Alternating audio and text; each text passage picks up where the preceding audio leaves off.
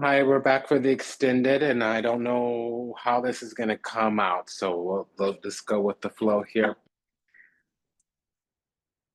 We have a situation where we're coming up against an energy that is teetering on damnation. They're working through a curse and they're receiving successive messages that there's backfires and the way of wiggling through sanctions and impositions of boundaries is failing. There's a successive amount of backfires. So let's continue here. We had a pair of sixes, which talks about favor, gifts, support, blessings. We had a triple nine, which talked about forced isolation. We have a double king here, which talks about affinity. It could be the beginning of some type of alliance. We had a double 10, which talks about the ending of difficult cycles with the 10 of wands, especially. We had a pair of five, which talks about destabilization, debilitation, decrease, decline. It's pre-chaos energy. We have the Emperor, Two of Pentacles, Strength, Six of Wands, Ace of Cups, Justice card.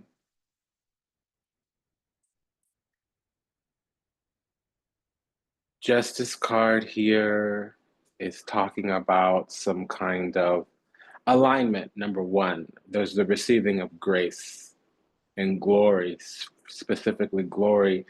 Some kind of gate is opening up. It might be the heart, it might be the soul. It's the promise of heart's desires here. And it brings with us attending to our strength, courage, and wisdom, our emotional fortitude. Also, it brings forth our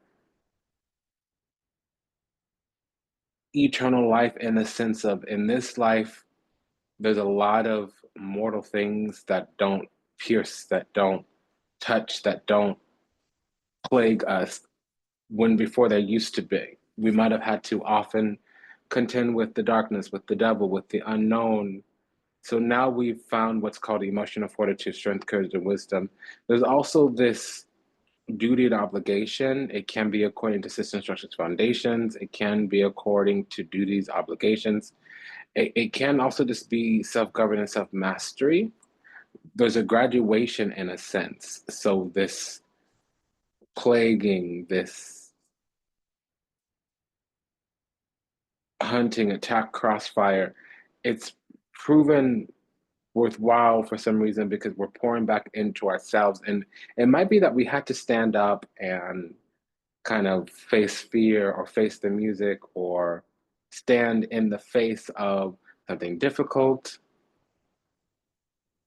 We might have had to kind of go through the gauntlet in a sense, Nine of Swords, or face fear or stand up to some kind of bullying against Strength card with the Nine of Swords.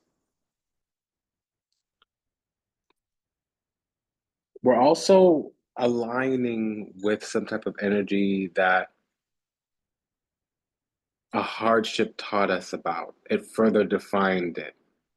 It might be not dealing with something anymore, or better navigating something, or handling something different than we would have in a different time or place.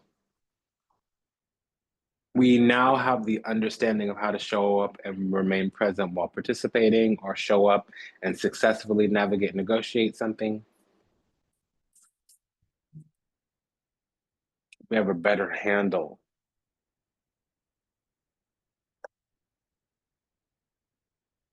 So we have a pair of twos. Let's see what that's talking about. So the Two of Swords with the Justice card can talk about Moon in the seventh house or in Libra, which talks about discernment of opposition, learning how to exist or get the best out of our existence or experience, knowing that our needs might be in somebody else's hands or the power might be out of our hands, understanding that mutually beneficial nursing needs exchange.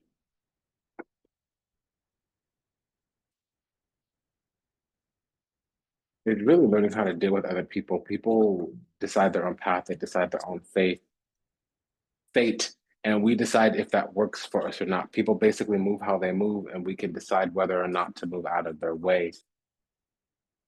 Yeah, because we're going to be loyal, Fidel's that, but sometimes people are going to move how they move. Sometimes they're going to stun or floss or flex in some kind of way. And eventually they will reveal themselves. That's part of Yeah, that's part of it.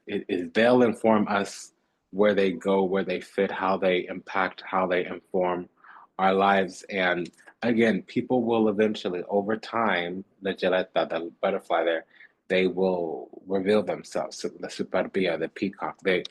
And all we need to do is watch and wait. And yes, okay, expectations may be premeditated, resentment, so spiritually the longings, but also people will inform us of whatever, what have you. So this whole feeling like we need to regulate others so that we get our own needs met, that's evolving. We don't have to put our fate, our needs in another person's hands. And yeah, we may have needs that we can't meet ourselves. Sometimes we have to hire a contractor because they have a skill that we don't possess. Sometimes we need to get in union because there's things that we need in our life that come out of partnership, union, communion. But again, if our standards aren't being met, our boundaries aren't being respected, we can move out of those arrangements, those agreements. Blue jasmine tea.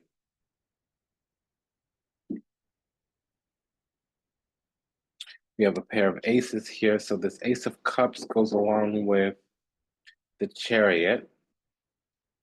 That could be Mercury in Cancer. Probably not, since there's a card for that. This could also be the South Node, where we come from. We might have come here to be victorious or to overcome. Yeah, something is ending, transitioning.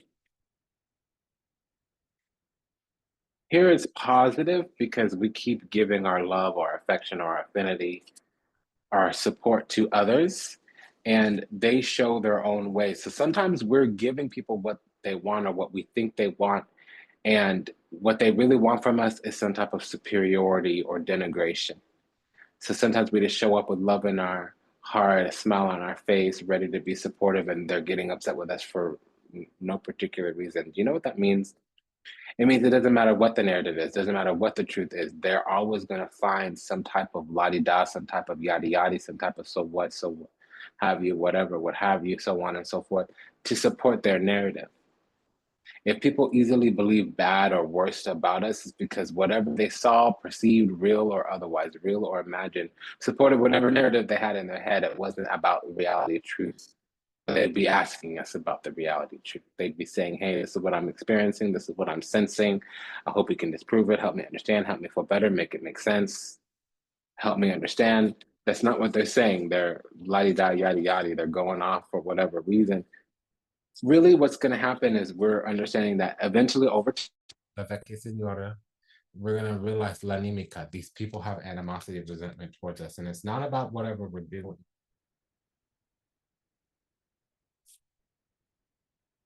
Some people are harboring whatever, and it's not about us.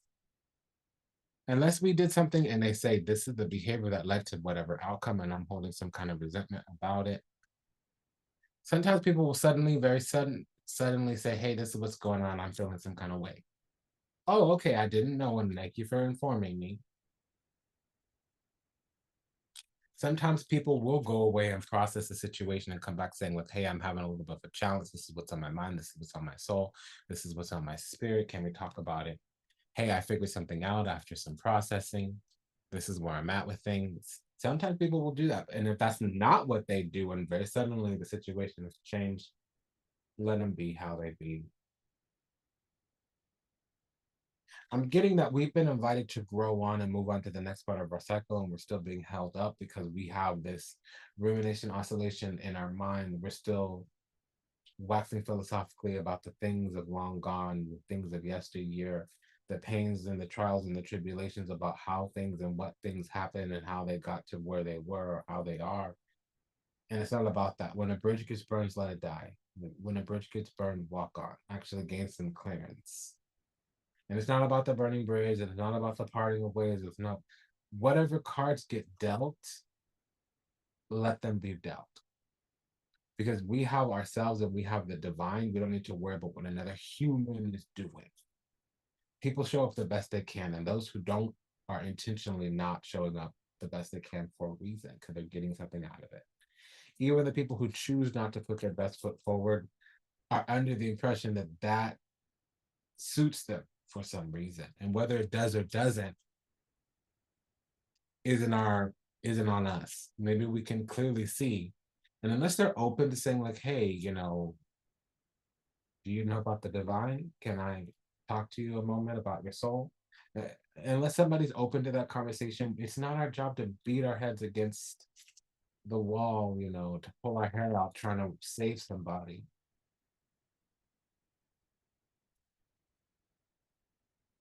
Because there is a lot of that here, trying to save people, trying to take them with us where we're going. People are going to condemn themselves and we need to let them. Now, doesn't mean we need to abandon them completely. We can say, "Hey, I see you're struggling," or "Hey, I see you're on the wrong path. Do you mind if I support you a little bit? Do you mind if I give you some feedback? Can I state an observation?" Which means, can I go deep into detail? And if they're like no, or they say something that means no, listen, we don't have to run around clarifying to people either.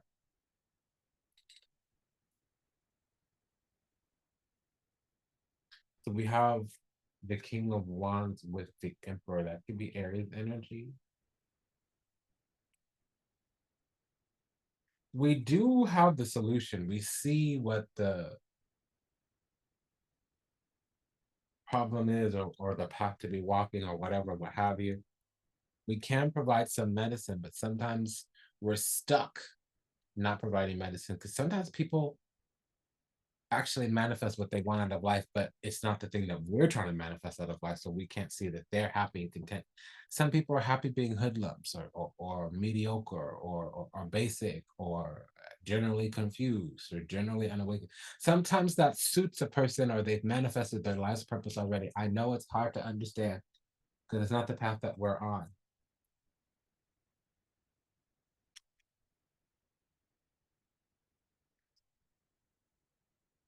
So working with what we've got, if they give us more to go on, then we can go on those things. But out of every 100 people, only 2 or 3 of them are going to give us next to nearly anything to go on. And that's just what it is. We need to make the best of what we got. A lot of people will give us hope, but a few people will give us stability. And that's what it is. It's a system of numbers. For every 100 people, only 2 or 3 of them we'll make it to the very last part of the competition. We'll make it to the very last level. And that's just got to be what it is. If we don't like the little 2 or 3 that we've gotten, go get another group of 100, and then go get another group of 100. I'm just using these numbers as an arbitrary example. Of course, don't cycle through people like they're nothing. But it, that's just the thing. Work with what you've got. Not saying settle. I'm saying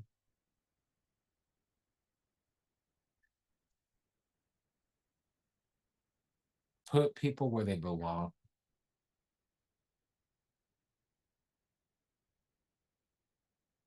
Match the energy. Don't try to carry them on your back. Okay, so let's go over here to, we have another 6. What's this pair of 6 saying right now? Yeah, it's going to be boring sometimes, lukewarm, tepid, placid, unimpressive. Because most people are not going to go, that they have to bulk and yield. So here's the deal.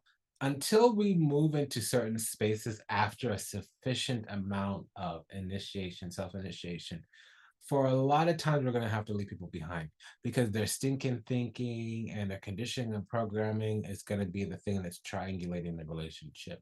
So people have to go. It's not always about the pain, but people have to go through the gauntlet before they're ready. And in the beginning, the very first couple few days of an awakening, it's just horrendous.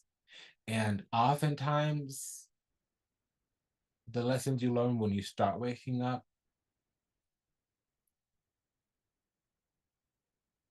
you don't get to apply them with the people that were around when you initially woke up. You actually get to apply those lessons with new people once you're finally fully awakened. Meaning the house you grow up in is probably not the house you end up dying in. The neighborhood, even sometimes the city that you grow up in is not usually the city you end up. No, yeah, sometimes you do. Sometimes you end up being buried 5 miles from where you were born, but that's an arbitrary example. If you grew up in an apartment, you might just retire in a house. So we don't have to go knocking on all the doors of the apartments next door or saying, hey, look what I learned. Look what I found. If we knock on 100 doors, only 2 or 3 of them are going to be interested in what we have to say. That's really what this is saying. It's like we're waking up, we're moving on. Somebody we're dealing with was the face of all of our problems so that we would externalize what these lessons were. And whoever this person is and whatever karma they're receiving, it doesn't matter. Because the moment we learn that there's a universality in this experience that we're having, but we're focused mainly on this person, so we get the lesson, we get the picture, we get with the program, then we can be able to see universal. It's like the reticular activation complex. If we buy a certain brand of car, model of car, if we buy a certain color of car, all of a sudden we see everybody else with that car. But those cars have been there the whole time. It's just suddenly we're seeing them. What's this pair of aces? There's 3 cards here. It's taken a long time to get us to wake up and get to the point where we're going. Also, sometimes people are playing their part. Believe it or not, people do sign up to be our enemy before we come here to Earth. It's an activation catalytic experience that we're needing, and they signed on as part of their assignment. Sometimes people do sign up to be our adversary because we need a cautionary tale as part of our lesson. It's so hard to believe that people would want to wake up and be a karmic, but that does happen.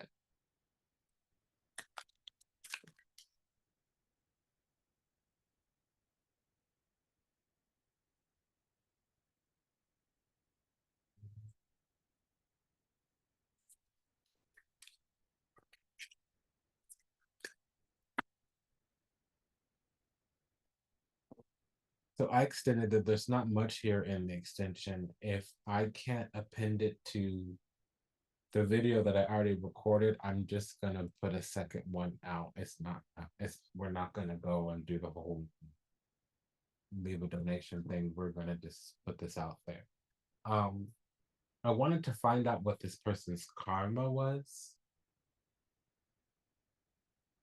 But when I took my break and made some tea, the universe said, actually, we need to stop worrying when a person's going to get their lick, Raven.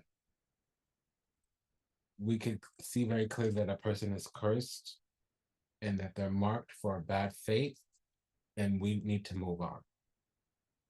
The sun bear means that we need to go put our strength into things that are going to yield fruit, because we will have to eventually hibernate.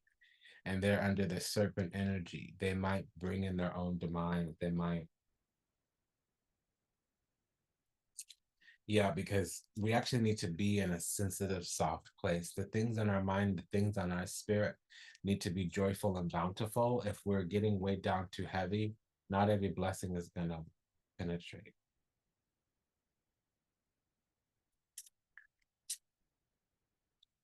Yeah, I'm hearing that. You got to keep on keeping on. You got to keep your head up high. You got to work with what you got, because sometimes it's fine.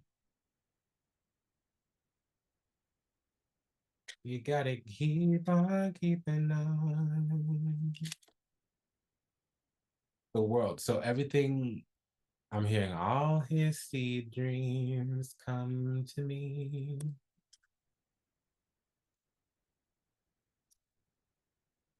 Skin white, skin golden.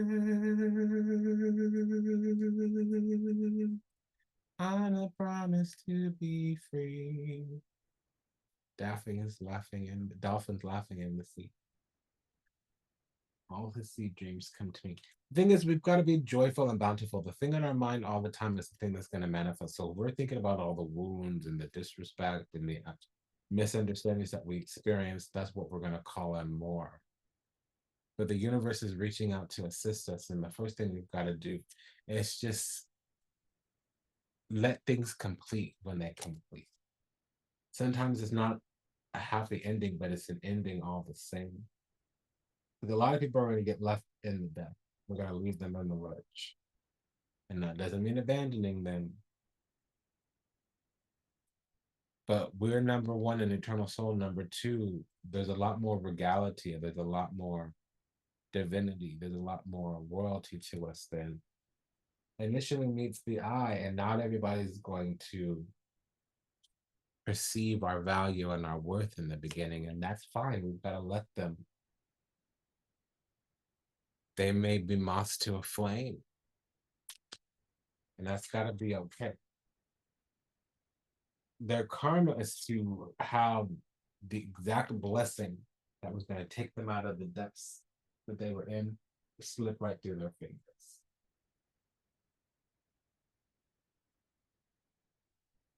And their karma is to know that they had what they wanted once upon a time and they lost.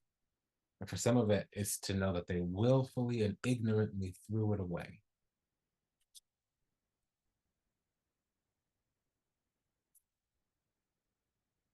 So it's people that are placing gain over their spiritual roles or over sharing insights. Some people gatekeep truth. They're going to be left in a sunken place, which means apathetic. They're never going to have any more joy in their life because they are abusive. They misuse authority, they misuse power, they misuse confidence that's bestowed upon them. And they oftentimes try to show up and act innocent, all the while they're trying to mislead or falsely claim. They are trying to lead us and they can't even lead themselves. That's who we were connected to. So that means that they compromise their vision, they compromise their character. Okay.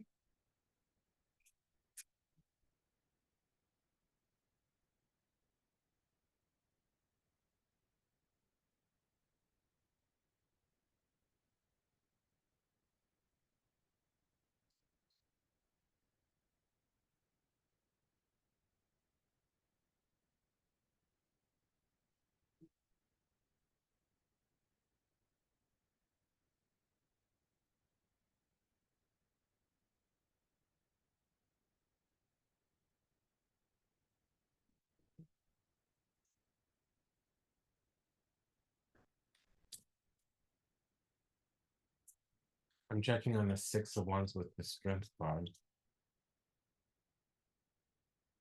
It's like we have medicine, or there's medicine here, and it involves emotional fortitude, strength, courage, and wisdom. It's going to deliver this kind of promise, but also it's really just tuning into, tapping into our eternal strength. Gives us this glory. It's almost like we remove all the obstacles to who we were supposed to be, and that's the thing that enables us to win. Not all these strategies and tactics or whatever. It's not even getting out of our own way. It's removing all the dead weight, trimming the fat, cutting the weeds, pulling out the weeds. That's the thing that does it. That's what I'm picking up here. Because the whole time we were the real thing. And this here was trying to get all this attention, doing all this peacocking, mating ritual, look at me dance, pick me shut kind of thing. When we were just loving, caring, generous, and kind, and we were difficult to perceive because they weren't the real deal, not because we were hard or difficult. Since they were fake, phony, fictitious, that's what tripped them up because they weren't doing the work to be up.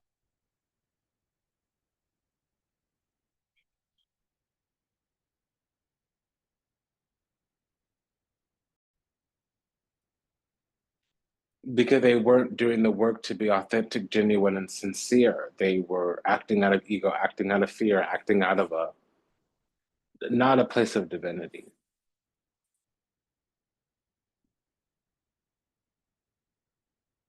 Now they're going through a dark night of the soul, which has happened before. So when they were left alone with their true self, they didn't confront what was in the depths of their soul. They didn't confront what was in their subconscious. They didn't confront what was in their shadow.